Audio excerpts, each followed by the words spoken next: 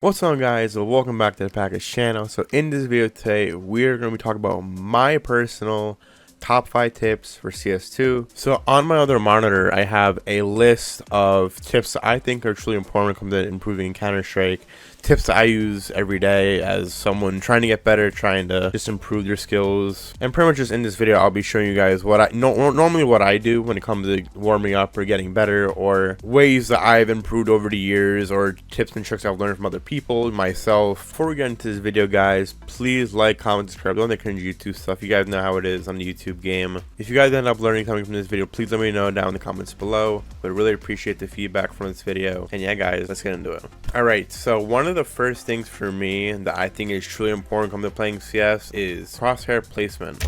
I think crosshair placement is one of the most important factors when it comes to playing CS. So if you look right here, and also if you guys aren't using workshop maps for when you're training or trying to improve, please look into all these workshop maps. They're great. There's so many great maps out there for people. Look at these, for example. There's aimbots. This is probably my personal favorite, just to go on and just get warmed up on. I think that's the one I use the most. But all these there's so many other ways to improve. Just like looking at all these maps that are on there. It doesn't have to be the ones I have on mine, but you could just browse through, and whatever one that you think you want to play on, go right ahead and check it out, because I think they're all good. All of them are super good. And since we're on the topic of crosshair placement, let's get into aimbot's map. All right, so we're here. So this is probably the map, like I just said before, that I play the most. Like when I hop on every single day to play, I come on here for at least a half hour every day and I'll warm up really quick. So the reason why I think crosshair placement is so important is only because when you're keeping your aim at head level, it makes it really simple to get headshots and get consistent kills. And a lot of the time you don't even have to adjust your aim. You could literally just pull up and then just one tap the dude. So like, for example, if you have good crosshair placement, let's say you're running to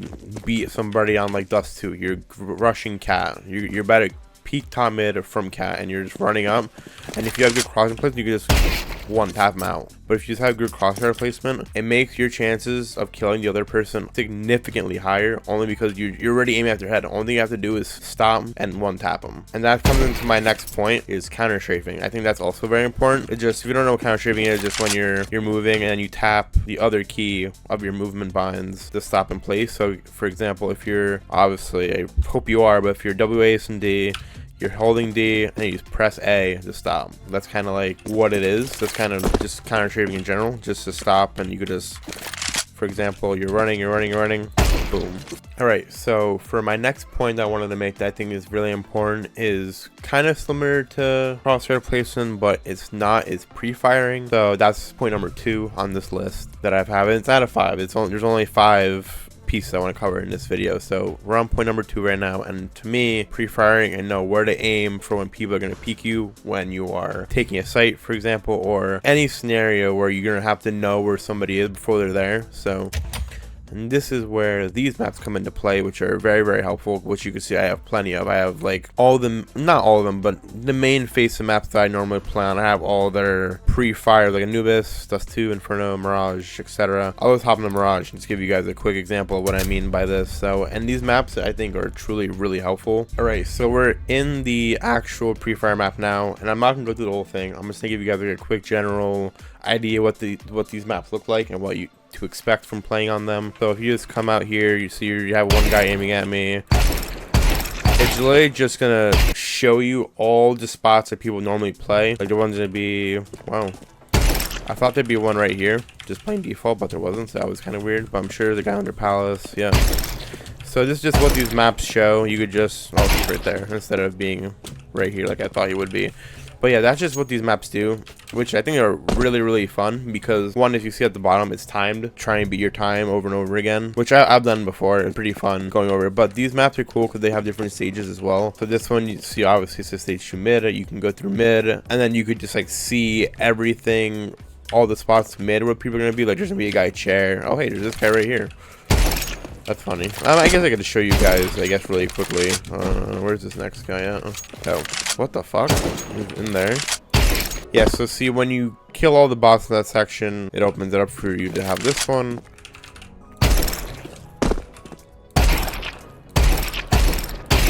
But yeah, that's pretty much what these maps do, man, honestly, and which I think is really, really cool. I might be able to see it still, I'm not sure though. But you can change the, yes, you could change the difficulty of it. So if you play an expert, they will very much shoot you back, which is very, very difficult, which I've done before. Yeah, this is one of the maps I think is really, really useful. Not just Mirage in general, all the other maps, all the pre-fire maps, but they're all super, super good and really help you improve over time. So I would say if you guys haven't tried this one already, or these types of maps, I definitely give them a try. You will definitely see some improvement. All right, so on to tip number 3 that I think is very important enough to be put on this list is knowing utility. I think utility, especially in the higher rank, it's very important to know util, especially if you're a Faceit player and you're playing Faceit pugs every day. Knowing utility is very, very important. So if we go back to my beloved workshop maps, I have some right here. We have some HN utility. This is honestly where I've learned all my HN utility from. Mirage. I have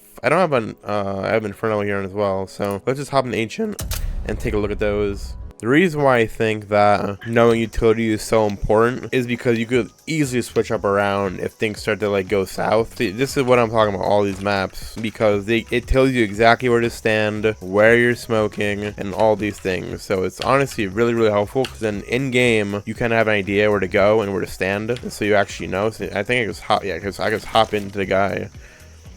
And you could just aim right here, and it's also great because all of them have the little what's it called, windows in the bomb up that you see right there for the smoke. And this B lurk smoke, I throw it every single time I play on Ancient. And see, you have all these ones as well. Aim right in here. Oh, just aim where it tells you to throw, and then boom, you just learn what to do. And I feel like a lot of these maps are not used enough. I feel like a lot of people just aren't using them to their advantage, which I think they should. And I'm not even just talking about smokes in general. I'm talking about just like flashes, nades, mollies. Like for example, on Anubis, because a lot of times what I'll do, I know we're not on Anubis, but this just for my example, just to explain to you guys, a lot of the times I'll smoke off house and I will have my team push up mid. And a lot of the times, if you know Anubis in the middle area by house, there's like that little corner that you could sit in if you're CT. A lot of times I'll throw my smoke, I'll smoke off the house, but then I'll molly in that corner from outside of B. So you could throw that molly and the guy on that corner will just burn to death. And if you have your teammates as well nading in that corner, that guy's gonna die like 9 times out of 10. So that's why knowing utility, I think, is really important. A lot of these maps will definitely help you out learning how to do it. Like, I'm sure, yeah, I'll show you how to do red room smoke and all this type of stuff. Red room is very important of a smoke, especially if you have your team pushing through elbow and from cat, and you guys are both kind of like sandwiching mid. That's also a really good play, especially if you have donut block. You really just have to worry about the dudes in cubby and then the dudes in donut. I'll give you guys a great example. We're coming up here. I have my teammates coming up from cat. We have to worry here and here, because right here is already smoked off. They're not gonna get there, like unless only way we're gonna get killed from red room is if the dude playing in here is coming out here and already peeking, or he's here peeking, or you just have to push through that smoke. So worrying about just 2 spots obviously a lot better than worrying about 3. Yeah, that is my point number 3. So for my 4th point, and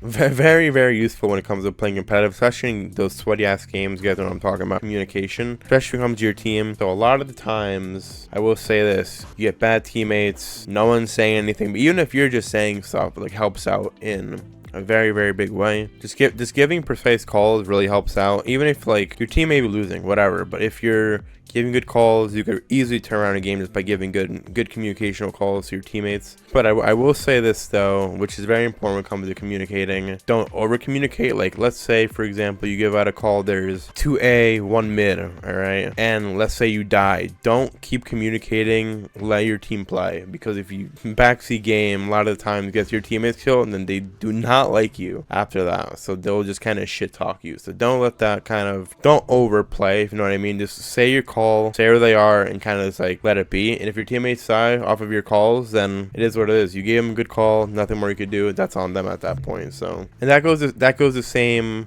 for you as well. Like, let's say a team gives you a call, listen to the call, and if it's a bad call on their part, It is what it is. There's nothing you could do about that. That's all out of your control. And if a really big thing, if you really have a big problem communicating with your teammates online or in Pugs or in Premiere or whatever it may be, a lot of the time just playing with your friends is cool. Play with your friends. Obviously, you know how to communicate with your friends if you're playing with them. At least learn or get better at communicating. I honestly think communicating is one of the biggest things in CS, because if you don't communicate well, you're not gonna win. You're not gonna win many games, especially if you're playing with the same consistent people. Like if you're playing with your friends, like I said before, and you're just giving bad calls to one another, you'll never win games because you're just gonna die from spots that obviously they didn't call. So pretty much main points: say what you gotta say, don't over communicate, give the right call. That's pretty much it. You don't have to do more than that when it comes to communicating to your teammates, which could be just randoms or your friends, just whatever it may be. Keep the comms clear. That's all I'm saying. All right, so my next point I wanted to mention really quick to end off this video. I didn't really know how to show it, kind of just walk around and just play a deathmatch while I talk about it. But the next point I wanted to make, which I think is one of the most important, if not, I wouldn't say it's the most important, but it's very important when it comes to actually winning games or staying consistent in your matches. Learning the CS economy while in game. You could easily win a game just off of knowing the economy of your team, the other team, because honestly just managing your economy over a course of a game could easily make or break anything. Oh my god, I wish you guys didn't see that. Just knowing the economy in your games will make or break one of your matches. And this is what I was mentioning before, communication. Just knowing when to communicate with your team that you guys should save is so important. Especially when, for example, you guys like lose a big, massive round and half of your team is like, all right, let's just buy SMGs. When you're only down by like 1 or 2 rounds, like a really good solution there is just to save and wait till you guys can afford M4s or AK instead of buying like an MP9 or MAC-10. Also, a very big one that I think is important is also helping out your team, because a lot of the time your teammates will not buy you, which is, it is what it is sometimes. It happens that way, but help out where you can. Like if you could afford an extra AK or like a Galil for your team if you're on T side, we could easily make or break around. So just like knowing when you should buy is very important. Hey guy. Also, a really big tip that I've learned just from playing for so long and everything like that is watching actual like pro CS and seeing when they buy or when they save, or what they buy or when they save, or what they buy when they save. All things like that I think is super important. Watching pro CS has honestly been one of the biggest game changers when it comes to me learning CS, you know what I mean? Because you just learn what to do. You kind of understand better what to do in those scenarios that are like really tough. You don't know what you're doing, or you don't know what you should be doing. This is like the deadest deathmatch I've ever played in my life. So after just recording this video and then it's kind of just sitting here thinking about and talking about CS and just things that you guys should be learning, or what you should just important thing to remember. I'll give you guys some like I don't know, I guess bonus tips. I don't know what you want to call it, but I'll just give you guys a little extra information, what I think is also a key point. They didn't make it to the list, but very important to know. And don't worry, these tips I also take myself. You know, I think about these all the time. That's kind of why I'm making this video, because this is something I just sit here and think about while I play. So one of the big things that I've just learned over the years of playing is to go back and re-watch your games and learn where you made mistakes. I think for me that's one of the biggest things for me, because obviously you guys know I sit here and record and make my videos and shit like that, but a lot of the times when I make these, I watch them just to see where I went wrong. You know what I mean? So obviously I'm not perfect. I'm still learning, still growing, still trying to get better each and every single day while I play this game. But a lot of the things I focus on when I play is like my aim mistakes. Like you guys are watching me make aim mistakes this entire time. There's always something to improve on. One thing I look out for when I play is bad positioning. That shit gets me killed more than I like to admit, because there'll be times where like, you know, a game is stressful, you're in overtime and on a face-it match, game's been going for an hour, you're tired, like you're already like mentally drained from that game, and that may not be your first game, that may be like your 5th or 6th game that day, and you're just kind of beat. Just seeing where you just make mistakes is also just like really good. And you know, you could like record your games. I haven't posted, you don't have to do anything with them. You can literally just record and just see where you're wrong. That's a lot of times what I do, because a lot of the footage that I get, I don't use it, because either I'll throw it out, well, not throw it out, I'll delete it. That's a big one for me.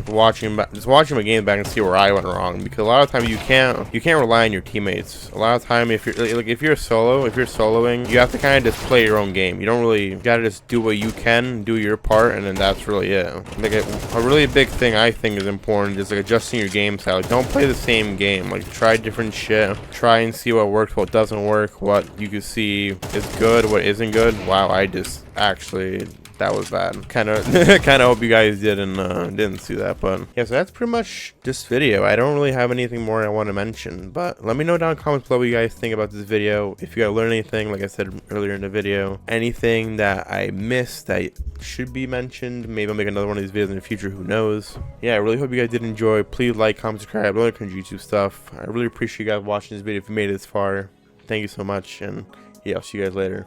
Peace, guys.